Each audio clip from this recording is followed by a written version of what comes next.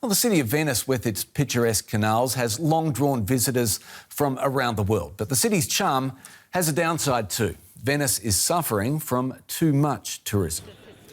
This week, it became the first city in the world to charge tourists a fee to enter. Anyone visiting the city for a day trip must pay €5 during a trial that runs through most of July. It's hoped the fee will protect the UNESCO World Heritage Site from some of the effects of mass tourism.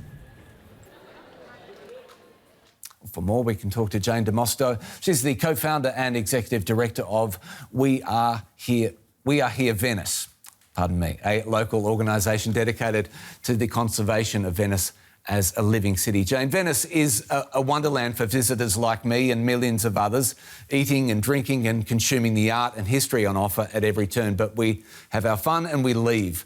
I want you to describe what it's like actually living there full-time with this constant churn of mass tourism.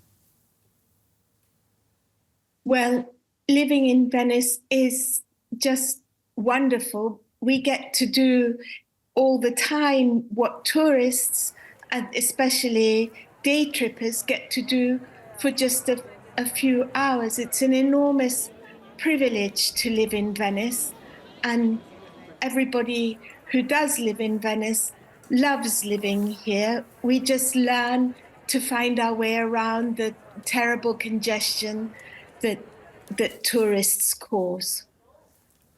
Jane, your organisation is, and I quote from your homepage, dedicated to the conservation of Venice as a living city. I wonder, will the planned tourism tax that's come into effect now, will that make Venice a more livable city for today's Venetians? I doubt it, but you know, this is only the third day of the tax, but there isn't really an obvious connection between charging visitors to come to the city, which is quite alien to what it means to be a city, and improving the lives of the residents. To improve the lives of the residents, to maintain Venice as a living city, we need a housing policy, we need to address the climate crisis, we need renewable energy to operate the public transport network, we need to reduce single-use plastics, we need to do all the same things that other cities in the world need to do. The tourist tax is what I call a red herring. Was it not worth a try?